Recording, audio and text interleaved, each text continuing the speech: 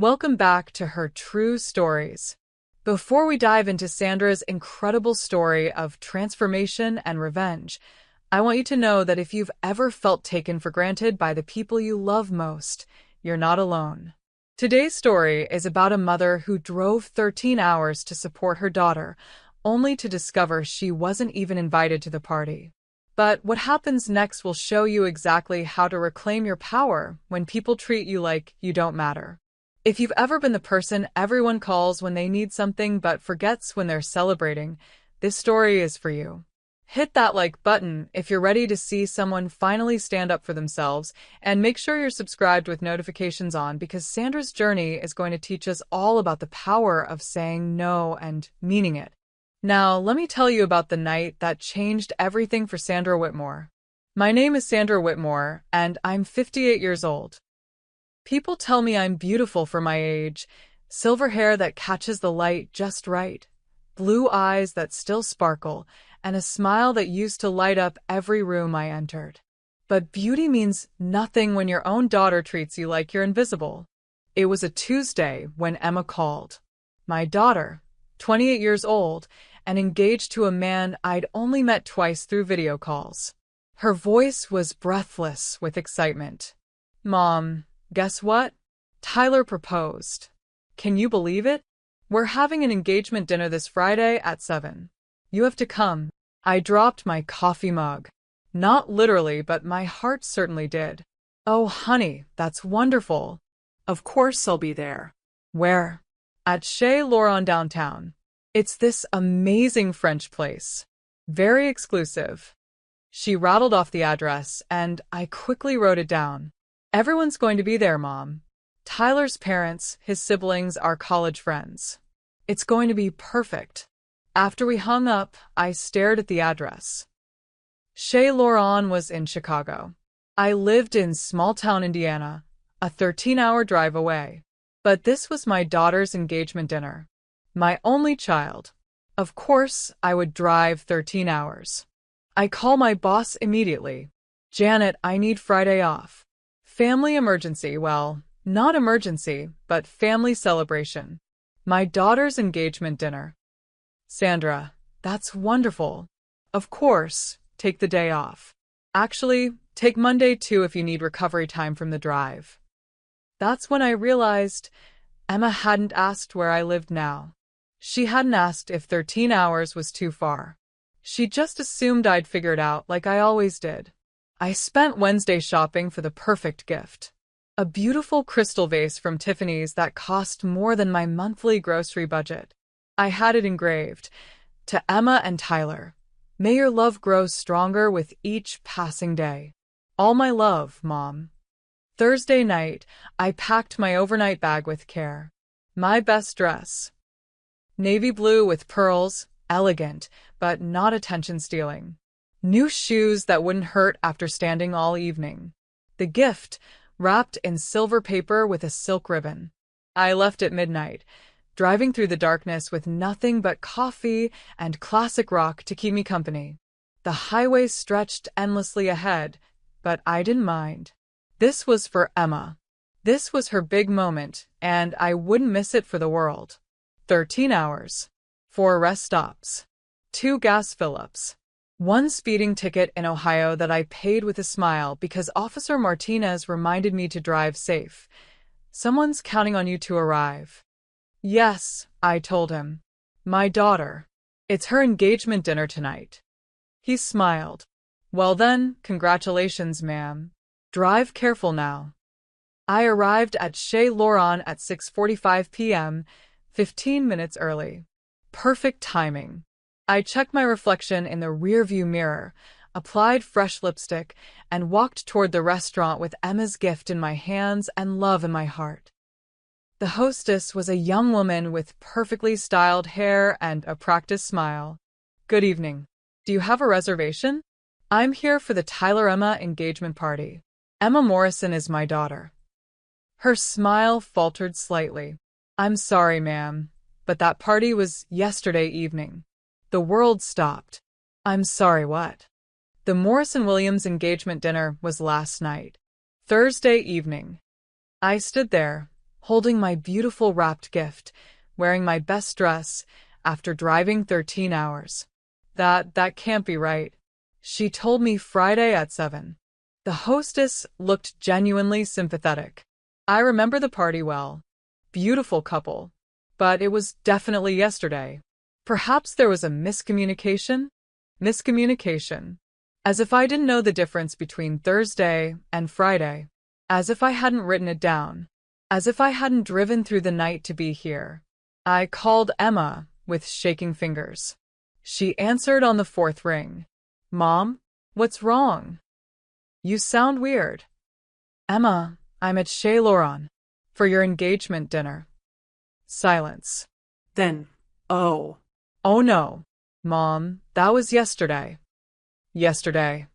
Yeah, we decided to move it up a day. Tyler's parents could only do Thursday, so we... Oh, Mom, I'm so sorry. I thought I texted you. I checked my phone. No texts. No calls. No change of date notification. We only invited close family anyway, she continued, her voice getting smaller. You know, just immediate family. Tyler's parents and siblings. It was really small. Close family only. I wasn't close family. I see, I said, my voice steady despite the earthquake in my chest. Mom, are you okay? You're not mad, are you? I was devastated. I was humiliated. I was heartbroken. But mad? That would come later. I'm not mad. Oh, good. Hey, since you're in town, maybe we can grab brunch tomorrow before you drive back? There's this cute little place. I need to go, Emma. Have a lovely evening. I hung up and walked back to my car. The valet gave me a concerned look. Everything all right, ma'am? I managed to smile. Just fine, thank you. I sat in my car for exactly 5 minutes, allowing myself that time to feel the full weight of what had happened. Then I started the engine and began the 13-hour drive home. But something had changed during those 5 minutes. Something fundamental had shifted in my chest, like a tectonic plate moving deep underground. The woman who drove away from Chez Laurent that night wasn't quite the same woman who had driven there. That woman had loved unconditionally and given endlessly. This woman was starting to keep score. If you've ever felt overlooked by the people you love most, hit that like button. You're not alone in this feeling. And before we continue with Sandra's story, I want to share something important with you. If you've ever been told you're too old to start over, let me tell you, that's a lie. Your story isn't over, and you still have chapters left to write. Our best-selling book, Reclaiming Your Peace After Pain, is filled with simple, powerful steps to help you heal, rebuild, and fall in love with life again. Click the link in the description box and start your new beginning today. Now, let's see what happens when Sandra gets home, because this is where our story really begins.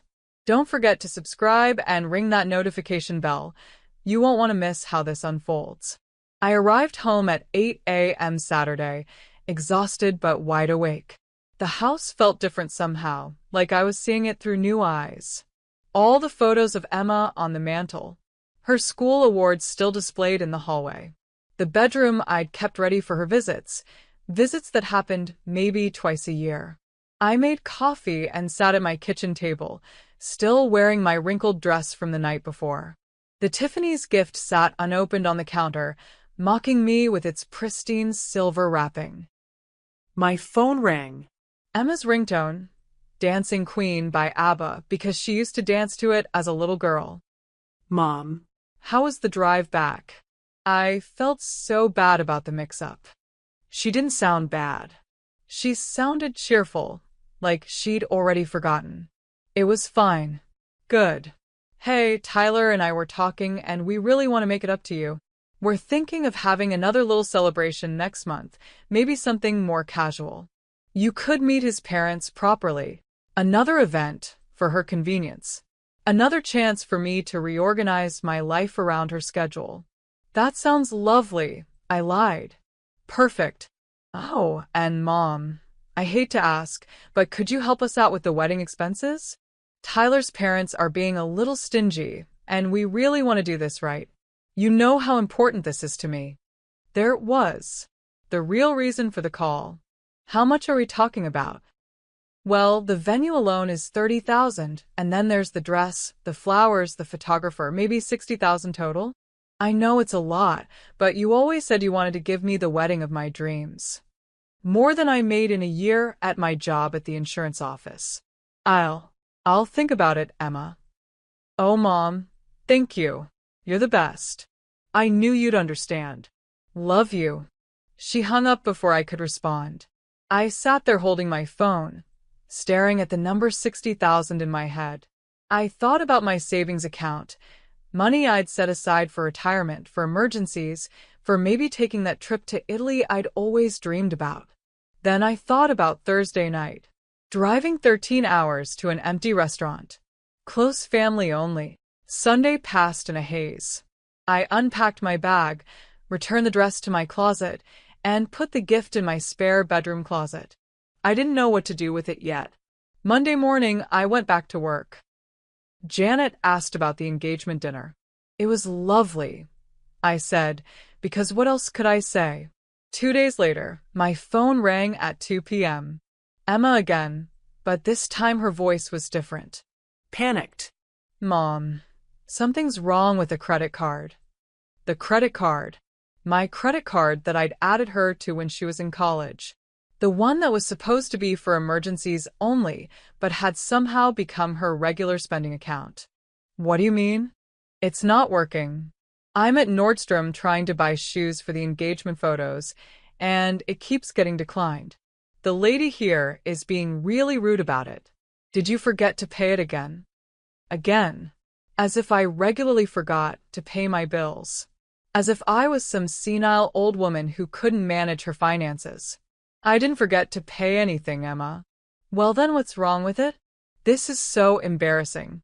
There are people in line behind me. I looked at my computer screen. I was logged into my bank account, looking at the credit card summary. Emma had spent $847 this week alone. Restaurants, shopping, a spa day. While I was driving 13 hours to her moved engagement dinner. The card is working fine, I said calmly. Then why won't it go through? This was my moment. My tectonic plate moment. I took a deep breath. Only close family can use my card now. The silence on the other end was deafening. What? What do you mean? You said the engagement dinner was for close family only. I wasn't close family then, so I'm assuming I'm not close family for credit card purposes either. Mom, that's not. You can't be serious. I'm completely serious, Emma. But how am I supposed to buy things? The engagement photos are this weekend, and I suppose you'll figure it out. You're an adult, after all. Mom, this isn't fair. I said I was sorry about the dinner. And I accepted your apology.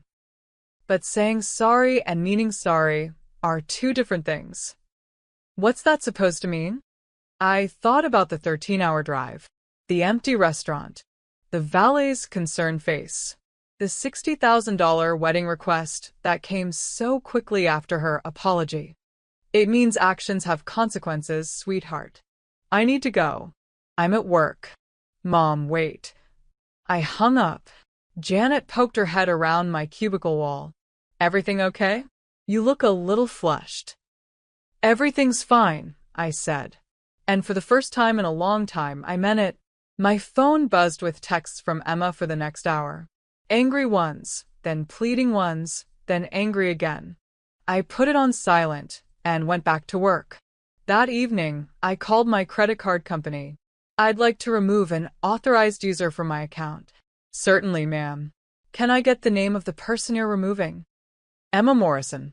My daughter. There was a pause. Are you sure, ma'am? Once removed, they won't be able to make any charges on this account. I'm absolutely sure. May I ask the reason for the removal? I smiled, thinking of Emma panicking in Nordstrom, of the sales clerk waiting, of the line of people behind her. She's not close family. The representative didn't understand, but He processed the request. Emma Morrison was officially removed from my account at 6:47 p.m. on a Wednesday evening. I made myself a nice dinner that night. Salmon with asparagus. A glass of wine. I ate slowly, savoring each bite, thinking about my beautiful, entitled daughter learning what it felt like to have a card declined. It tasted like the first bite of freedom. Can you believe the audacity? $60,000 for a wedding, but Sandra wasn't close enough family for the engagement dinner. If this story is making your blood boil, smash that like button. And if you're wondering what Sandra does next, make sure you're subscribed with notifications on, because this is just the beginning of her revenge journey. Trust me, you don't want to miss what happens next. Emma didn't call for 3 days. 3 blissfully quiet days where I went to work, came home, and didn't have to manage anyone's emotional crisis or financial emergency. On Saturday morning, she finally cracked. Mom, we need to talk. Good morning, Emma. How are you? How am I? I'm stressed out of my mind. Do you know how humiliating it was to have my card declined? Tyler's starting to ask questions about money, and I don't know what to tell him. I was making pancakes, something I never did for myself anymore. What kind of questions? About our finances. About whether I can actually afford this wedding. About whether my family is going to help or not. Our finances. As if Emma and Tyler were a single financial unit, and I was some external investor they were courting. Well, what did you tell him? I told him you were being dramatic and that you'd get over it. I flipped my pancake with perhaps a bit more force than necessary. I see. Mom, come on. This is ridiculous. You can't stay mad forever. I'm your only daughter. I'm not mad, Emma. Then turn the card back on. No. The single word hung between us like a dropped stone. What do you mean, no? I mean no. Enya. No. But Mom, I need.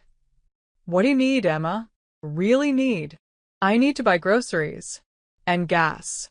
And You have a job. Tyler has a job. Buy groceries with your own money. You don't understand. We're saving for the wedding, and we're trying to buy a house, and everything's so expensive. Everything's always been expensive, sweetheart. The difference is, you used to have access to my money to make it feel less expensive. There was a long pause. When Emma spoke again, her voice was smaller. Are you punishing me? For the dinner thing? I sat down with my perfectly golden pancakes. I'm not punishing you, Emma. I'm just done subsidizing a lifestyle I can't afford for someone who doesn't consider me close family. I never said you weren't family. You said the engagement dinner was for close family only. I wasn't invited. Therefore, I'm not close family. It's simple logic. That's not. You're twisting my words. Am I? Because it seems pretty straightforward to me. Emma started crying. It was her weapon of choice, had been since she was 5 years old. The tears that used to make me drop everything and fix whatever was wrong. Mom, please. I'm sorry about the dinner. I really am. It was Tyler's idea to keep it small, and I should have insisted you be there. I was wrong. I took a bite of pancake. It was delicious. Thank you for apologizing. So you'll turn the card back on? No. But you just said. I said thank you for apologizing. Apologies are nice, but they don't automatically restore privileges. Privileges. Her voice shot up an octave. That's my emergency credit card. Your emergency credit card that you used to buy shoes for engagement photos? Silence. And spa days?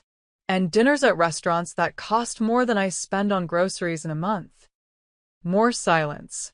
Emma, honey, you haven't had a real emergency in your entire adult life. Because every time something came up, you used my card. Car trouble? My card. Broke up with a boyfriend and needed to redecorate? My card. Wanted to take that girl's trip to Miami? My card. Those were emergencies to me. A spa day is not an emergency. You don't understand how stressful my life is. I laughed.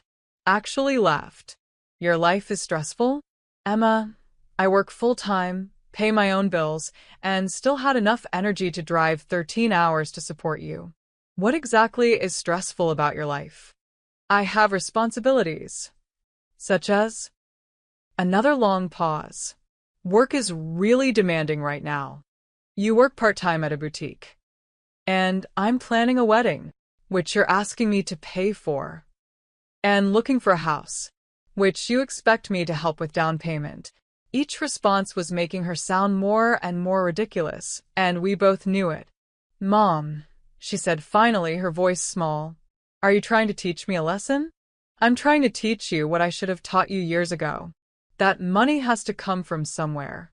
That someone has to earn it. That someone has to make sacrifices to give you the things you want. I know that. Do you? Because you've never had to do without something you wanted. That's not true. Name one thing you've wanted that you didn't get because you couldn't afford it. Silence stretched between us for 30 seconds, 40, a full minute. I can't think of anything right now, but... Exactly.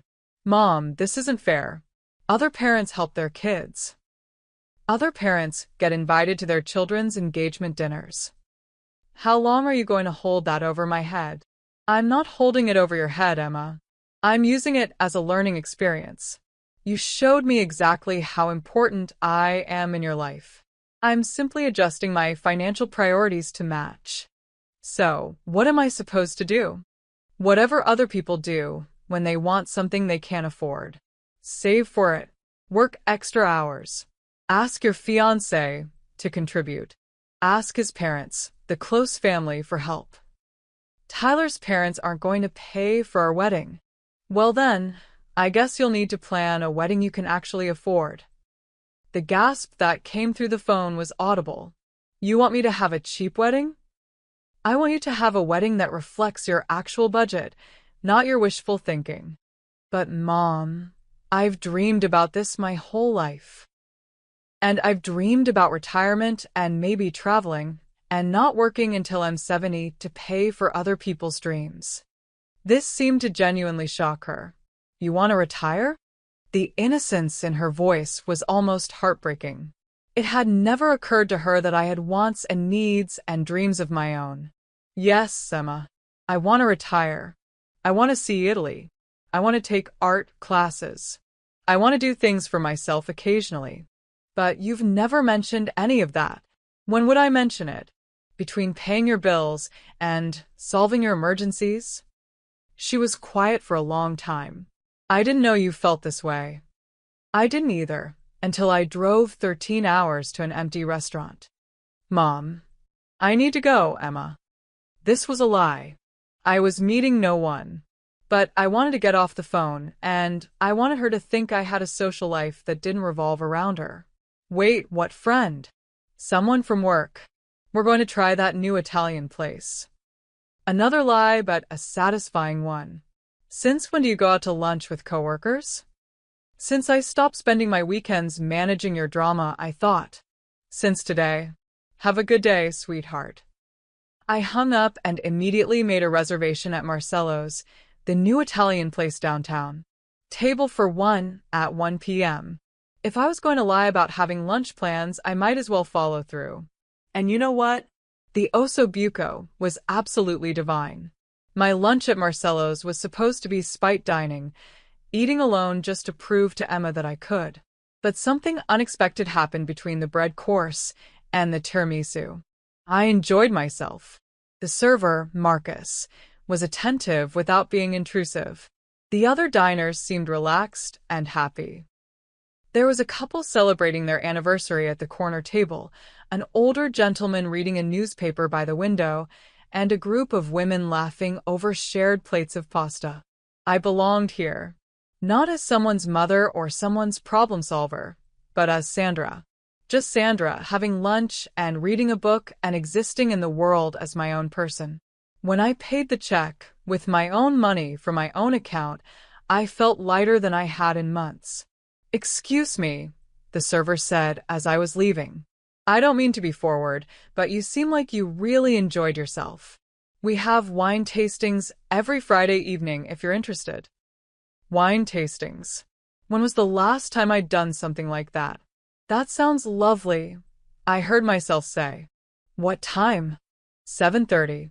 Very casual, just a chance to try some new wines and meet people. I walked to my car thinking about wine tastings and meeting people and doing things on Friday evenings besides waiting for Emma's crisis calls. Monday morning at work, Janet cornered me by the coffee machine. Sandra, you seem different lately. Good different. Are you doing something new? I thought about my weekend. The Italian lunch, the long bubble bath, the 3 movies I'd watched without interruption. I'm just simplifying my life a bit. Well, whatever you're doing, keep it up. You look 10 years younger. 10 years younger.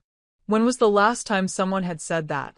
At lunch, I decided to call my sister Rebecca in Portland. We hadn't talked in months.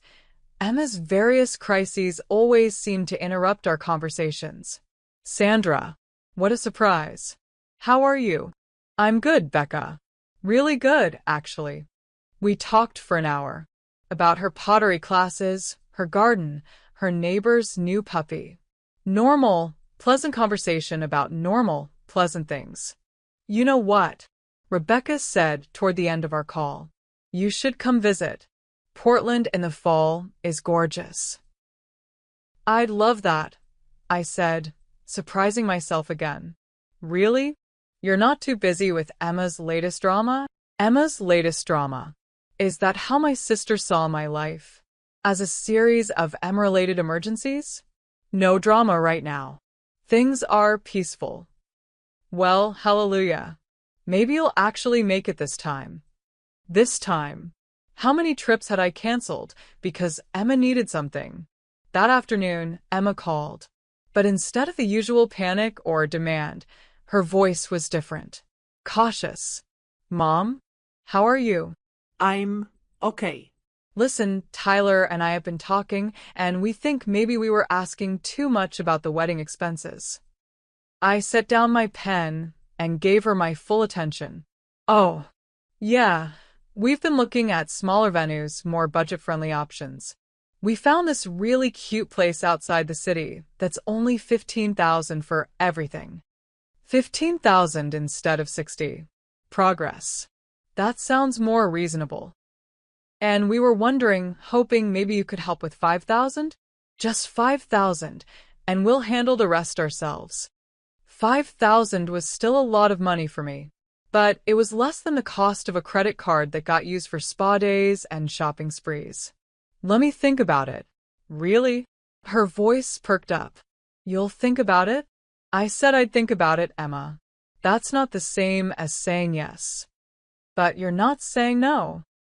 I'm not saying anything yet. I need to consider whether $5,000 is a good investment. Investment. Yes. Investment in our relationship. Investment in your future. Investment in whether I believe you've learned something from this experience. I have learned something. I've learned that I can't just expect you to pay for everything. Have you? Because asking me for $5,000 sounds a lot like expecting me to pay for something. She was quiet for a moment. But this is different. This is my wedding. And the engagement dinner was your engagement dinner. And the credit card was for emergencies. Everything is always important when you want something, Emma. So you won't help at all? I didn't say that either. I said I need to see evidence that you understand what went wrong between us. I understand. I hurt your feelings by not inviting you properly to the dinner. That's part of it. And I used your credit card for non-emergencies. Also part of it. Then what else? I looked out my office window at the parking lot. How to explain to your adult child that they've been treating you like an ATM instead of a person? Emma, when you called me about the credit card being declined, what was the first thing you said? I said something was wrong with the card. And then, I asked if you forgot to pay it. You assumed I had messed up. You didn't consider that maybe there was a reason the card wasn't working. You immediately blamed me. I didn't mean it like that. But that's what you said. And that's what you always do. When something goes wrong, you assume it's my fault or my responsibility to fix it. She was quiet for a long time. I don't do that. Emma, you've done it our entire relationship. When you were in college and your roommate was mean, whose job was it to call and complain to the housing department? You offered to help. When you couldn't afford your apartment deposit, who was supposed to figure out a solution? You said family helps family. When your car broke down last year, who was responsible for getting it fixed? I paid you back for that. 3 months later, after I had to ask twice. I could hear her breathing through the phone. Mom, I didn't realize. I know you didn't, because I never made you realize it. I just solved every problem and paid every bill and made every excuse. So, what do you want from me? I want you to understand that I'm a person, not just your mother. I have feelings and needs and limits. I know you're a person. Do you? Because people don't drive 13 hours to empty restaurants. People don't lend money they can't afford to lose. People don't accept being called not close family without consequences. I said I was sorry about that, and I accepted your apology. But sorry doesn't mean everything goes back to how it was. Sorry means you acknowledge the hurt and you change the behavior that caused it. What behavior? I can't uninvite you from the dinner. It already happened. The behavior where you make plans that affect me without including me. The behavior where you ask for money and assume the answer will be yes. The behavior where my feelings and needs come second to your wants. She was crying now, not the manipulative tears from before, but actual sadness. I don't want to hurt you, Mom. Then stop hurting me. How? Figure out your own problems before asking me to solve them. Save your own money before asking for mine. Think about how your decisions affect me before you make them. That sounds like being an adult. I smiled, even though she couldn't see it. Exactly like being an adult.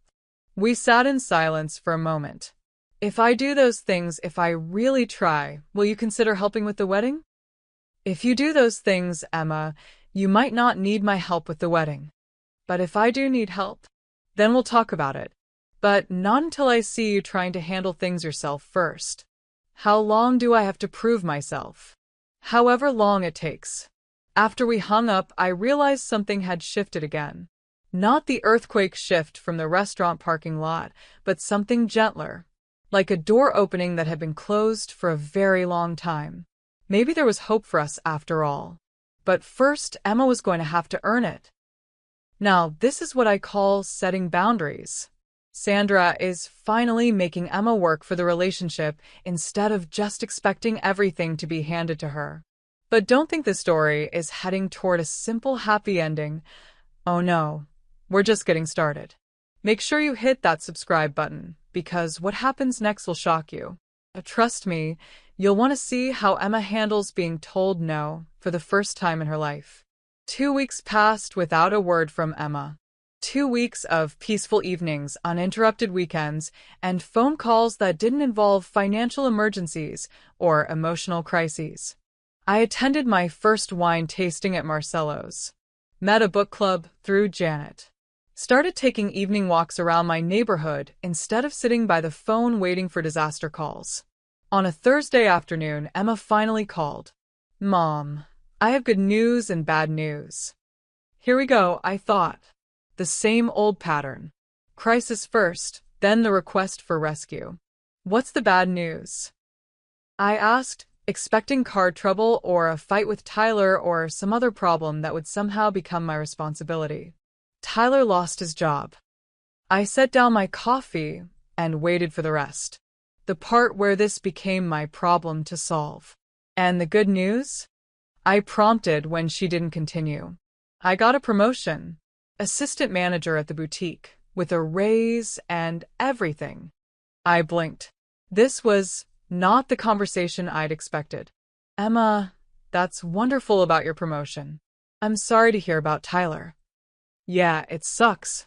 His company downsized, and he was one of the newest hires. But Mom, I didn't call to ask you to fix anything. She didn't? I called to tell you that we're postponing the wedding. Oh, honey. No, it's okay. Actually, it's good. Tyler's been stressed about money anyway, and this gives us time to really save up. We found jobs for him, 3 interviews lined up already, and with my promotion, we can actually start building our own emergency fund. Our own emergency fund. Not my emergency fund. Theirs. That sounds very responsible, Emma. I learned from a very smart woman that it's better to plan a wedding you can actually afford. I felt something warm unfold in my chest. And she continued, Tyler and I talked about what you said. About me always making my problems your problems. We made a list of all the times I've called you for money or help in the last year. How long was the list? Embarrassingly long. Like, really embarrassingly long. I waited.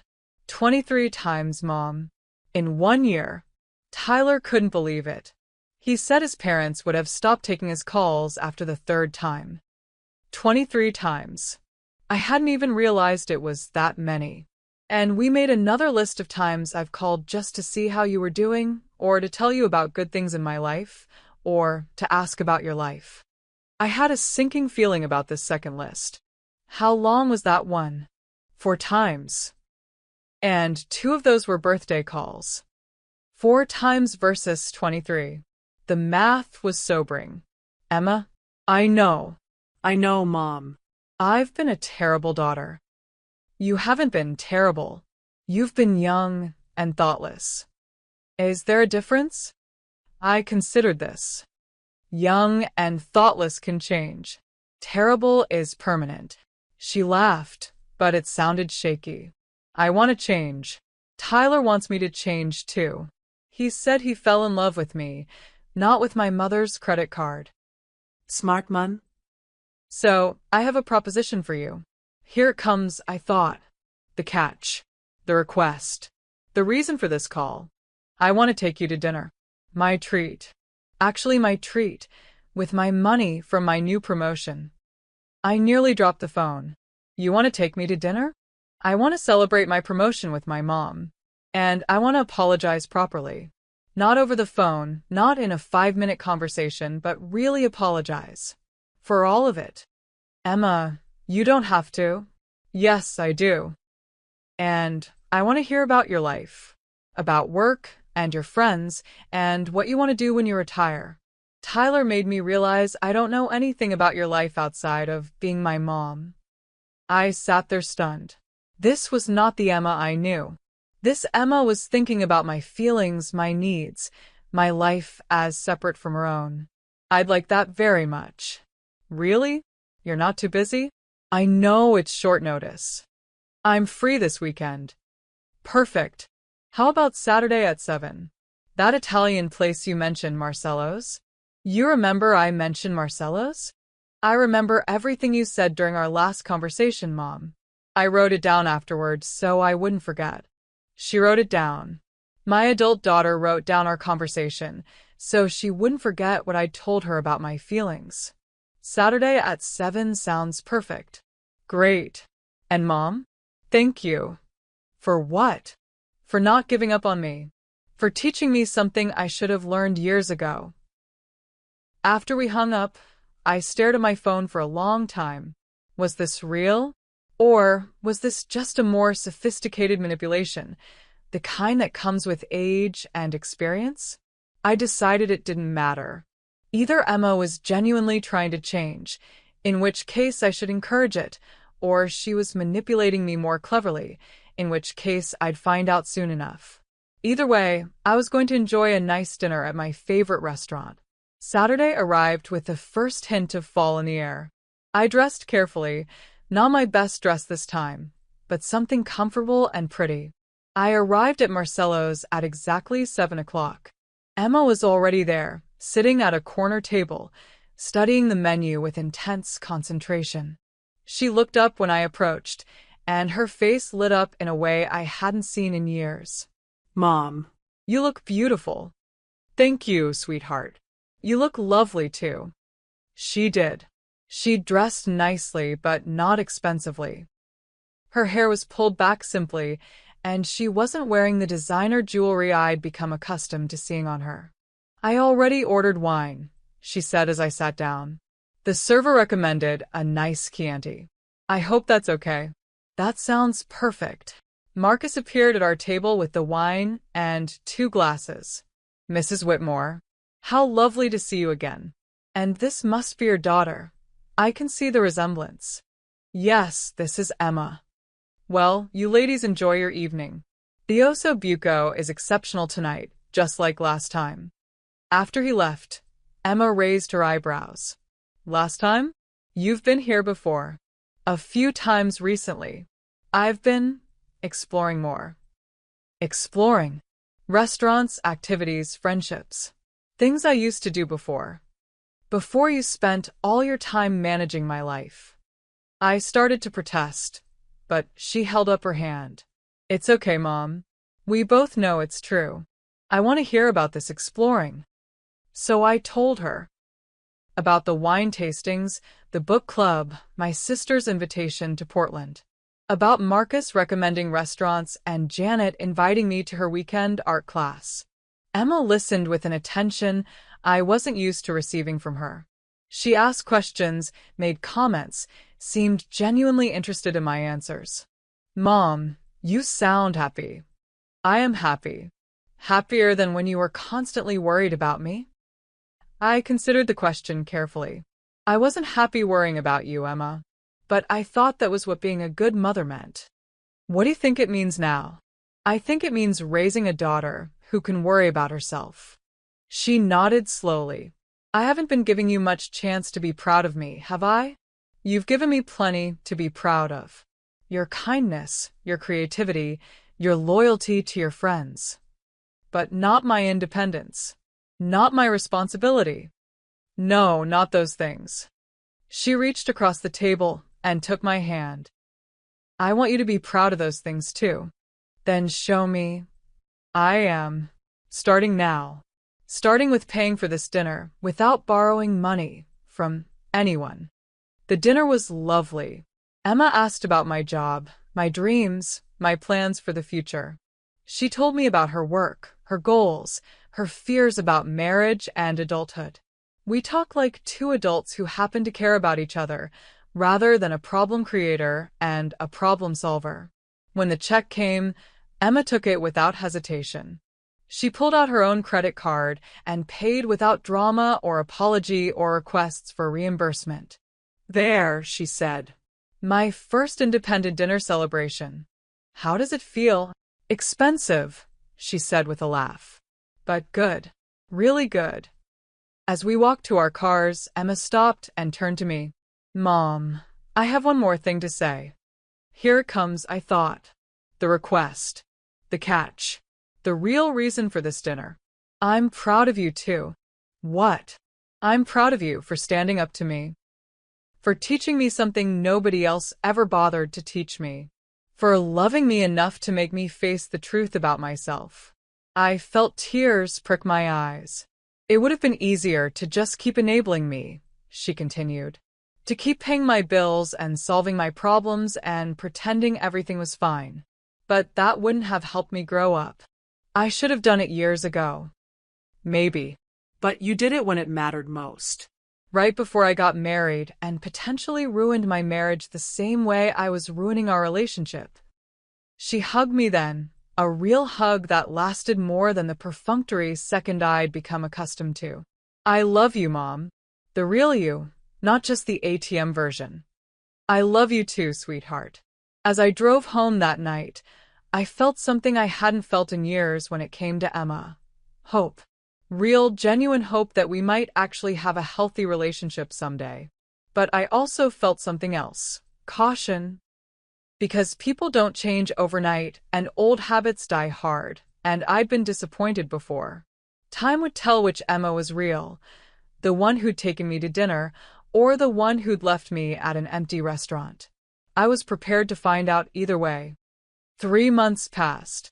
3 months of Emma calling just to chat, sending pictures of her new apartment, asking about my book club instead of asking for money.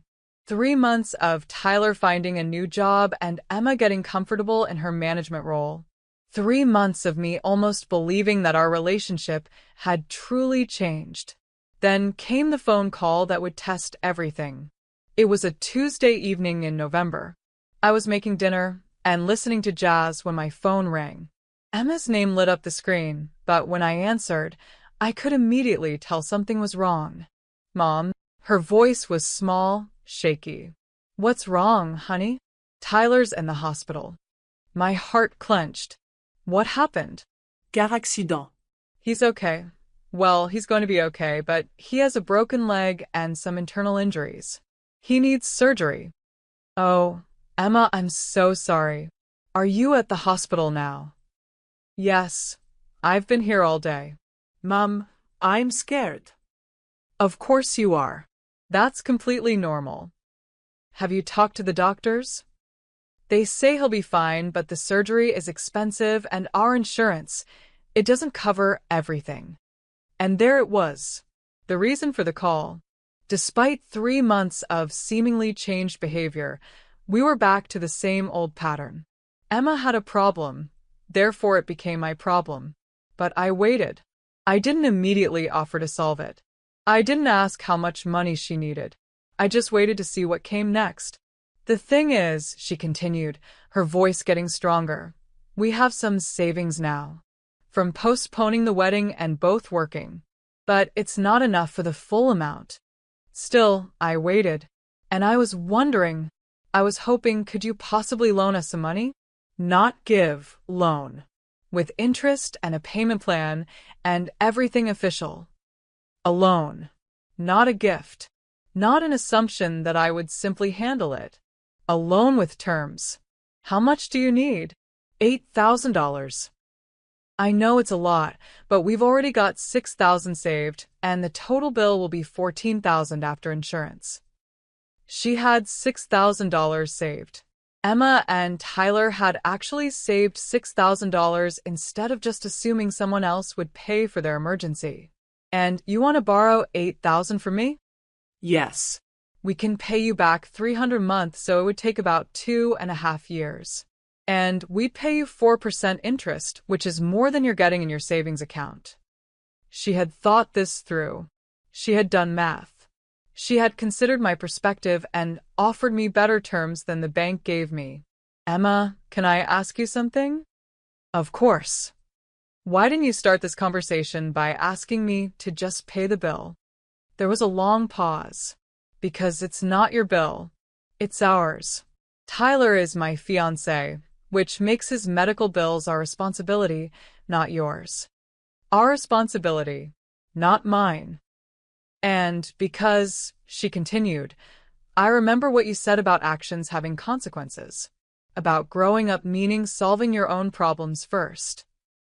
But you're still asking me for help. I'm asking for a loan from someone I trust, with terms that are fair to both of us. That's different from asking you to just fix everything.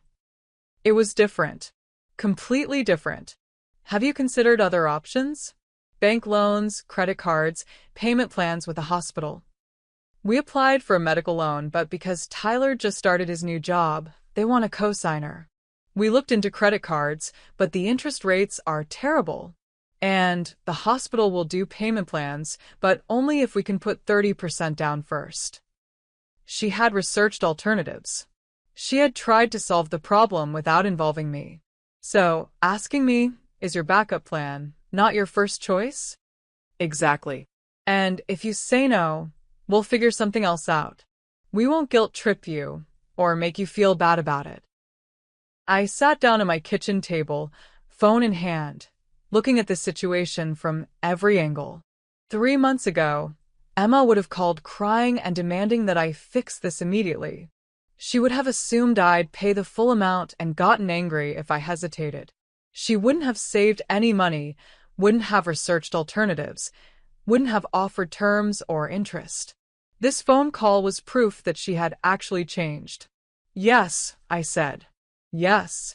Yes, I'll loan you the $8,000. 4% interest, $300 a month, full payment in 32 months. Really? Mom, thank you so much. This is such a relief. But Emma, I have conditions. Of course. What conditions? First, we're going to draw up a proper loan agreement.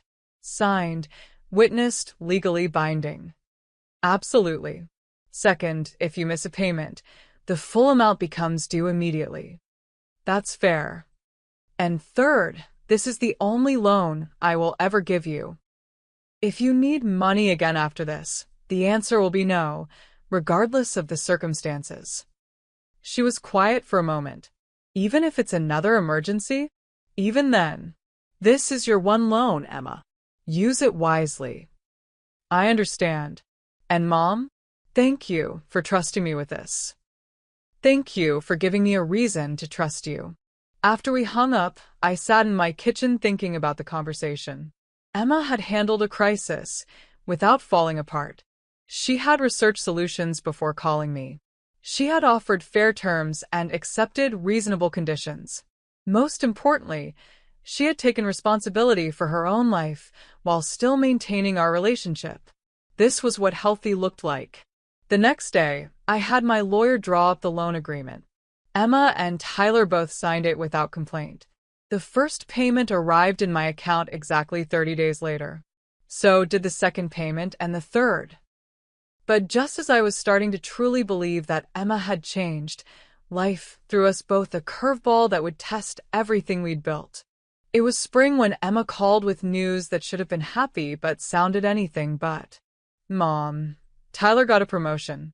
That's wonderful, sweetheart. It is. It really is. But there's a complication. Of course there was. His new position starts in 2 months, and it's in Seattle. I set down my coffee. Seattle? We have to move. Soon. Like really soon. Okay.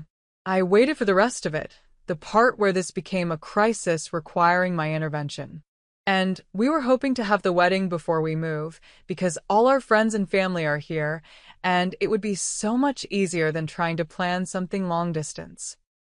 That makes sense. But planning a wedding in 2 months is, well, it's expensive. All the good vendors charge rush fees, and we'd have to book whatever's available instead of what we actually want. Here it comes, I thought.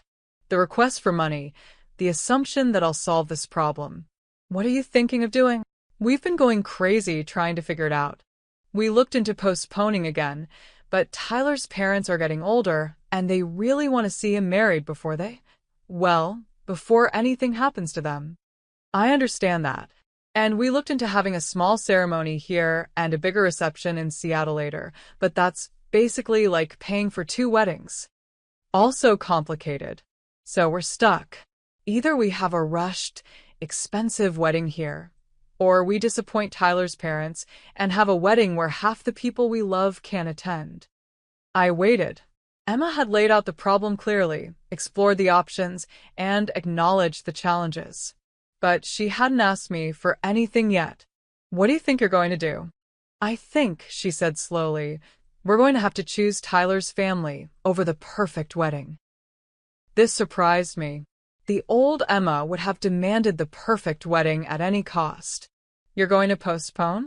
We're going to have a very small, very simple ceremony in his parents' backyard. Maybe 20 people total. Tyler's immediate family, you. My friend Sarah as maid of honor, his brother as best man. That's it. How do you feel about that? Honestly? Disappointed. I always dreamed of a big wedding with all my friends and a beautiful dress and dancing and everything.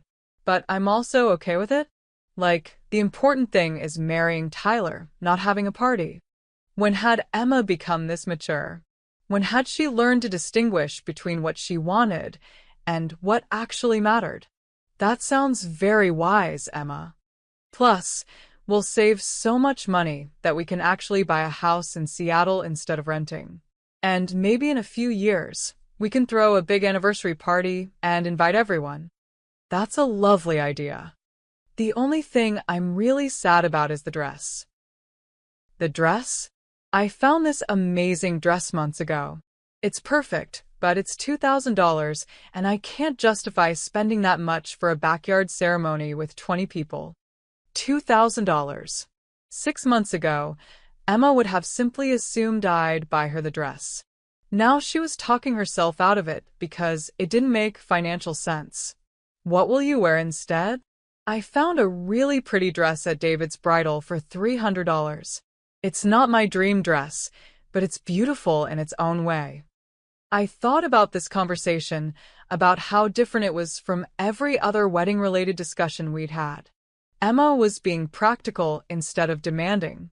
She was making sacrifices instead of expecting others to make them for her. Emma, can I ask you something? Sure.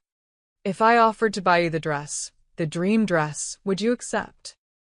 There was a long pause. Are you offering? I'm asking hypothetically. If I offered, would you take it? I don't know. I mean, yes, I'd want to. But I also think it's wrong to spend $2,000 on a dress for a backyard wedding, even if it's not my money. Even if it's your mother wanting to give you a wedding gift. Mom, you've already given us a loan. You don't owe us anything else. I know I don't owe you anything. I'm talking about wanting to give you something. But you're saving for retirement and you want to travel, and... Emma, what if I told you I could afford the dress without impacting any of my other goals? Can you answer my question first? If money wasn't an issue, would you accept the dress as a wedding gift? She was quiet for a long time. Yes, she said finally. But only if you're absolutely sure you can afford it and you really want to give it to me, not because you feel like you have to. I really want to give it to you, because you've shown me that you understand the difference between needs and wants. Because you chose practical over perfect. Because you didn't ask me to solve your problem. Are you serious? Dead serious. Let's go shopping for your dream dress. The sound she made was somewhere between a laugh and a sob. Mom, I can't believe, are you sure? I'm sure. But Emma? Yeah. This is my wedding gift to you. The dress and nothing else. I'm not paying for flowers or photography or catering or anything else. I wouldn't expect you to. Good. Then let's find you a dress that's worthy of marrying the man you love. 3 weeks later, I watched my daughter walk down a makeshift aisle in Tyler's parents' backyard, wearing a $2,000 dress that made her look like a princess and carrying flowers she'd arranged herself from the farmer's market. She was radiant. Not because everything was perfect, but because she'd learned to find joy in what she had instead of misery in what she lacked. The ceremony was simple, the reception was potluck, and the photographs were taken by Tyler's cousin with a nice camera. It was also the most beautiful wedding I'd ever attended, because it was a wedding planned by adults who understood that love matters more than luxury, and commitment matters more than celebrations. My daughter had finally grown up. I'm actually getting emotional watching Sandra and Emma's relationship heal. But don't think this is where our story ends. Oh no, we've got several more chapters of drama coming your way. Make sure you're subscribed and hit that notification bell because the real test of their new relationship is just beginning. Trust me, you won't want to miss what happens when Emma faces her biggest challenge yet. Emma and Tyler moved to Seattle 3 weeks after their backyard wedding. We talked every Sunday, a tradition Emma had suggested, and texted throughout the week. She sent pictures of their new apartment, stories about Tyler's job, updates on her search for work in a new city. For 6 months, everything seemed perfect. Emma was handling her new life with maturity and grace. She'd found a job at an upscale boutique, made friends with neighbors, even joined a hiking group. The loan payments continued to arrive on schedule. Our Sunday calls were full of laughter and genuine conversation. I began to think we'd finally found our rhythm as adult women who happened to be mother and daughter. Then came the call that changed everything. It was a Thursday evening in October when my phone rang. Not Sunday. Not our scheduled time. And when I answered, Emma was sobbing so hard I could barely understand her. Mom, I need help. The old familiar panic rose in my chest, but I forced myself to stay calm. What's wrong, honey? Are you hurt? Is Tyler hurt? No, we're not hurt. But Mom, we're in trouble. Real trouble. Tell me what happened. Tyler's company, they've been doing some kind of financial fraud. The FBI raided the offices today. Tyler didn't know anything about it, but he's been arrested anyway because he signed some documents his boss told him to sign. I sat down hard in my kitchen chair. Emma, slow down. Tyler's been arrested? Yes. They let him out on bail, but Mom, the lawyer says he could go to prison. Even though he didn't know what was happening, he signed papers that made him look guilty. Where is he now? He's here with me. We used our house down payment money for bail and lawyer fees. Their house down payment. The money they'd been saving so carefully. How much do you need for legal fees? The question was out of my mouth before I could stop it. Old habits. Mom, I'm not calling to ask for money. This stopped me short. You're not. No. I'm calling because I'm scared and I don't know what to do, and I wanted to hear my mother's voice. When was the last time Emma had called just because she needed emotional support rather than financial rescue? Tell me everything, I said. For the next hour, Emma explained the situation. Tyler's company had been running an elaborate pyramid scheme disguised as investment management. Tyler, as a junior analyst, had been told to process certain transactions and sign certain documents. He'd done what his boss asked without questioning it. The lawyer says Tyler is what they call a small fish, Emma explained.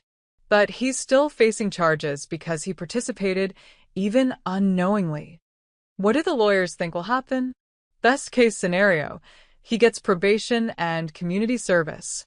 Worst case, 2 to 5 years in prison. And the legal fees? $30,000 minimum. We've already spent $8,000. $30,000. More than I made in 6 months. Emma, have you looked into public defenders? Legal aid? Yes. Tyler qualifies for a public defender, but the lawyer we hired specializes in white-collar crime. She has a much better track record of getting charges reduced or dismissed. So, you need $22,000 more dollars. Yes. But Mom, I'm not asking you to lend it to us. You're not. No. We can't afford to pay you back right now, which means it would be asking for a gift, not a loan. And that's not fair to you. I was quiet for a moment trying to process this. Emma was facing the biggest crisis of her adult life, and she wasn't automatically assuming I would solve it for her. What are you going to do? We're going to switch to the public defender and hope for the best.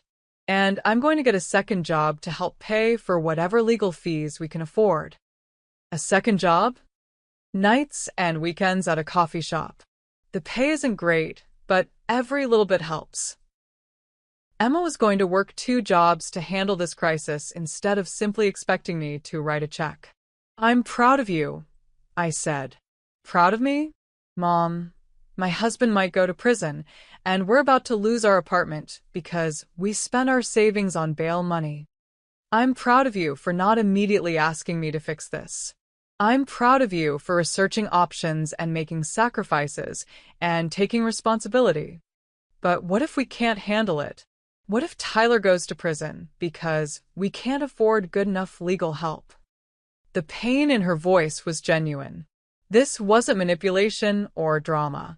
This was my daughter facing the possibility of losing her husband to a situation that wasn't even his fault. Emma, can I think about this overnight?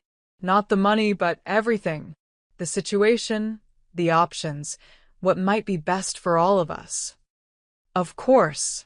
And Mom, thank you for listening. Thank you for not making me feel like a failure for getting into this mess. This isn't your fault, sweetheart.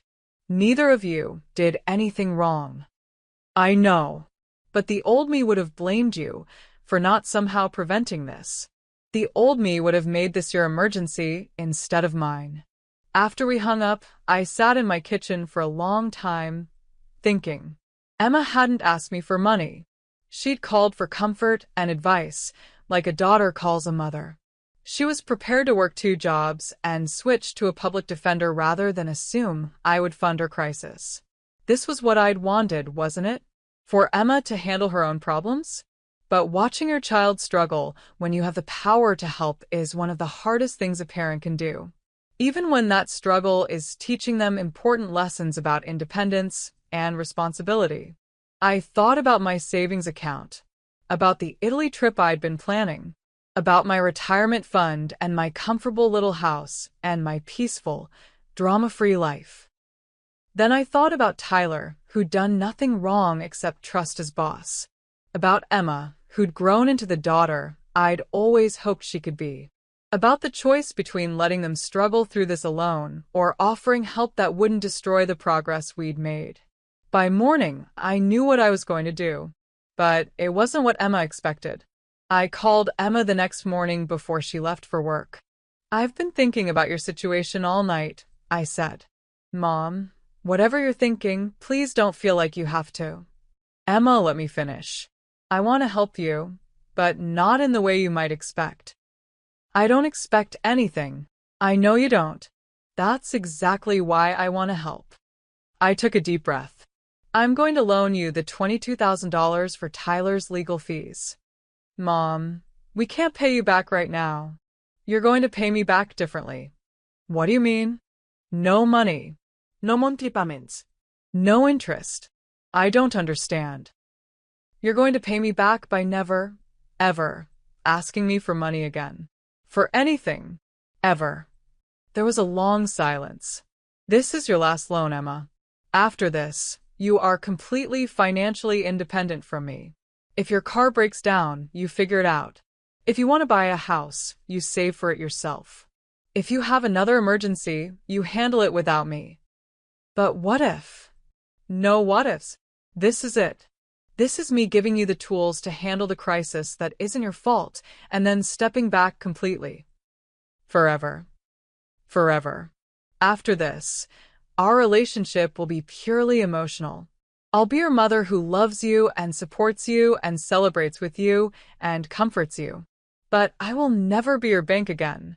I could hear her breathing on the other end of the phone.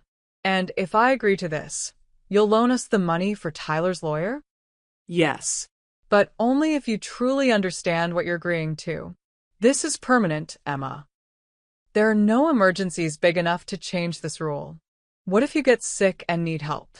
Then you help me with your time and your presence, not your money, because you'll have learned to manage your own money responsibly. And if we want to visit for holidays, you save up for plane tickets like every other adult does. What if we want to have kids someday and childcare is expensive? Then you plan your family around what you can afford, like every other responsible parent does." She was quiet for a very long time. "This is scary, Mom. I know it is. But Emma, this is what being an adult actually means. Making decisions based on what you can afford, not what you want. Solving problems with your own resources. Planning for the future instead of assuming someone else will fund it. What if I'm not ready? You are ready. You've proven it over the last year. You saved money, you researched options, you got a second job, you didn't immediately assume I would rescue you. You are absolutely ready. And after this, if something terrible happens and we really are in trouble, you'll figure it out. Because you're smart and capable and resourceful. Because that's what adults do." Another long pause. "Okay," she said finally. Okay. I agree. This is our last financial transaction. After this, I'm on my own." "Are you sure?" "I'm terrified, but yes, I'm sure." And Mom. "Yes. Thank you. Not just for the money, but for believing I can handle my own life." "I more than believe it, Emma. I know it." 3 days later, I wired $22,000 to Emma's account. Tyler's lawyer was paid in full. 6 months after that, Tyler's charges were reduced to probation and community service. Emma never asked me for money again. She got promoted to assistant manager at her new job. Tyler found work at a small accounting firm that actually checked their employees' ethics. They moved to a smaller apartment to save money and started rebuilding their savings. 2 years later, they bought a modest house with a down payment they'd saved themselves. 3 years later, they had their first baby, after saving for a full year to cover Emma's maternity leave. When I flew to Seattle to meet my grandson, I paid for my own plane ticket. When they visited me for Christmas, they saved up for months to afford the trip. Emma never complained about this arrangement, never hinted that I should help, never made me feel guilty for having money while they struggled to build their life. Because she'd learned the most important lesson of all, that self-respect comes from self-reliance, and that the best gift a parent can give an adult child is the confidence to handle their own life. Our relationship became deeper, richer, and more genuine than it had ever been when money was always flowing between us. Because when you remove financial transactions from a family relationship, what's left is pure love. And that, it turned out, was worth more than any amount of money I could have given her. 5 years have passed since Tyler's legal troubles. 5 years since I made my final loan to Emma. 5 years since she became financially independent from me. In those 5 years, I've watched my daughter bloom into a woman I genuinely admire. She and Tyler own their modest house in Seattle. She runs the boutique where she works. They have 2 beautiful children, my grandson Michael and my granddaughter Sophie. I've visited them 6 times, always paying my own way. They visited me 4 times, always saving for months in advance. We talk every Sunday and text throughout the week. Our conversations are full of love, laughter, and genuine interest in each other's lives. Emma never asks for money. Not when their water heater broke. Not when Tyler's car needed major repairs. Not when they wanted to add a bedroom for the new baby. She handles every crisis with grace and resourcefulness. When she couldn't afford the bedroom addition, she converted their garage herself, watching YouTube videos and borrowing tools from neighbors. When Tyler's car repairs cost more than they had saved, she sold her jewelry and they used public transportation until they could afford a reliable used car. She's become the woman I always hoped she would be. Independent, capable, and genuinely happy with a life she built herself. Which is why, when my phone rang last Tuesday evening, I answered with my usual cheerful greeting. Hey, so, How are you, Mom? Emma's voice was shaky. I need to tell you something. The old panic tried to rise in my chest, but I pushed it down. Emma handled her own problems now. What's going on? Tyler and I are getting divorced. I sat down hard. Oh, Emma. I'm so sorry. What happened? We've been growing apart for a while. He wants different things than I do. We tried counseling, but we both finally admitted we're just not happy together anymore. How are you doing? How are the kids? The kids are handling it better than I expected. We're doing shared custody, and we're staying friends. But Mom. Here it comes, I thought. The financial crisis. The need for a lawyer, a new apartment, child support, something that requires my money. I'm scared, she finished. Scared of what? Scared of being a single mom. Scared of handling everything alone. Scared of making mistakes that hurt my kids. She wasn't asking for money. She was asking for the thing I'd always been able to give freely, emotional support. You're going to be an amazing single mother, I said. You've already proven you can handle anything life throws at you. But what if I can't afford the house payments on my own? Then you'll sell the house and find something you can afford. What if the kids hate me for breaking up their family? Then you'll keep loving them and being the best mother you can be until they understand. What if I make wrong decisions? Then you'll learn from them and make better decisions next time. For every fear she voiced, I had the same answer. You'll figure it out. Because that's what strong, capable women do. Mom, she said after a while. Thank you. For what? For not offering to rescue me. For believing I can handle this myself. Can you handle it yourself? Yes, she said, and her voice was stronger now. I can. It won't be easy, but I can do this. I know you can. And if I need to talk, if I need advice, if I need someone to remind me that I'm strong enough, I'll be here. Always. After we hung up, I sat in my kitchen thinking about the conversation. 5 years ago, Emma's divorce would have become my emergency. I would have offered money for lawyers, deposits on new apartments, extra childcare costs. I would have tried to solve her problems instead of supporting her while she solved them herself. This Emma didn't need me to solve anything. She needed me to love her, believe in her, and remind her of her own strength. 6 months later, Emma sold the house and moved to a charming apartment near her work. She got another promotion and a raise. The kids adjusted beautifully to their new life. She didn't ask me for money for moving expenses, deposits, or anything else. She handled it all herself, the way strong, independent women do. Last month, she called with surprising news. Mom, I've been seeing someone. Oh, tell me about him. His name is David, and he's a teacher at the kids' school. We've been taking things very slowly. How do the children feel about him? They love him. He's patient and kind, and he doesn't try to replace their father. He just fits into our life naturally. That sounds wonderful. It is. And, Mom, the best part is that he loves that I'm independent. He says it's one of the things that attracted him to me, that I handle my own life and don't need someone to take care of me. Smart man. He asked me something the other day that made me think of you. What's that? He asked how I learned to be so self-sufficient, how I got comfortable making my own decisions and handling my own problems. What did you tell him? I told him my mother taught me the hard way, by loving me enough to let me fail, and believing in me enough to know I'd figure out how to succeed. And I told him that the best thing that ever happened to me was my mother cutting off my access to her credit card. I laughed. I bet that was an interesting conversation.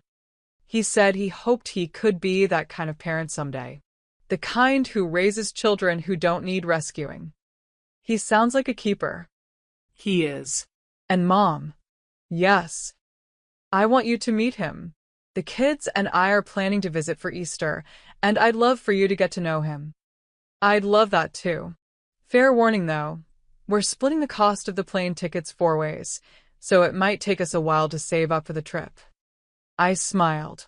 Take all the time you need. I'll be here when you're ready. After that call, I realized something profound had happened. Emma wasn't just financially independent for me anymore. She was emotionally independent too. She didn't need my approval for her relationship choices, my permission for her life decisions, or my validation for her parenting style.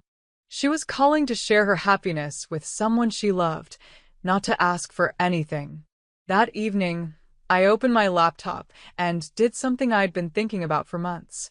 I opened a travel website and booked a trip to Italy. 2 weeks in Tuscany, staying in small villages, touring wineries, taking art classes. I could afford it now. Not because I'd suddenly come into money, but because I wasn't supporting anyone else's lifestyle anymore. My money was my own, to spend on my own dreams. As I finalized the booking, my phone buzzed with a text from Emma. Thanks for the great conversation today, Mom. I love you. I texted back. I love you too, sweetheart. Sleep well. No requests for money. No crises to solve. No emergencies requiring my immediate attention. Just love, freely given and freely received. I looked at my Italy confirmation email and smiled. Tomorrow, I would start shopping for the trip I'd been dreaming about for years. The trip I could finally take because I'd learned the hardest lesson of parenthood. Sometimes the most loving thing you can do is teach your children they don't need you. Emma's 13-hour drive to an empty restaurant had been the beginning of our story. But this quiet evening with Italy on my computer screen and my independent daughter living her own beautiful life. This was our happy ending. Not because we never spoke again, but because we finally spoke as equals. Not because I stopped loving her, but because I learned to love her correctly. Emma had grown up at last. And so it turned out had I. The woman who had driven 13 hours to an engagement dinner that didn't include her was gone. In her place was someone stronger, wiser, and infinitely more at peace. Someone who was finally living her own life instead of subsidizing everyone else's. Someone who had learned that the most powerful word in the English language isn't yes. It's no. And sometimes, if you're very lucky and very brave, no can teach the people you love to find their own yes. Emma found hers. And in teaching her to find it, I found mine too. What an incredible journey Sandra went on. From being treated like an ATM to building a genuine, healthy relationship with her daughter. If this story moved you, please hit that like button and share it with someone who needs to hear it. Remember, setting boundaries isn't selfish, it's necessary. And if you're ready to start your own journey of reclaiming your life and peace, don't forget to check out our book, Reclaiming Your Peace After Pain, in the description below. Thank you for joining us for another episode of Her True Stories. Remember, your story matters, your boundaries matter, and you deserve relationships built on respect, not obligation. I'll see you in the next episode, and until then, keep writing your own beautif.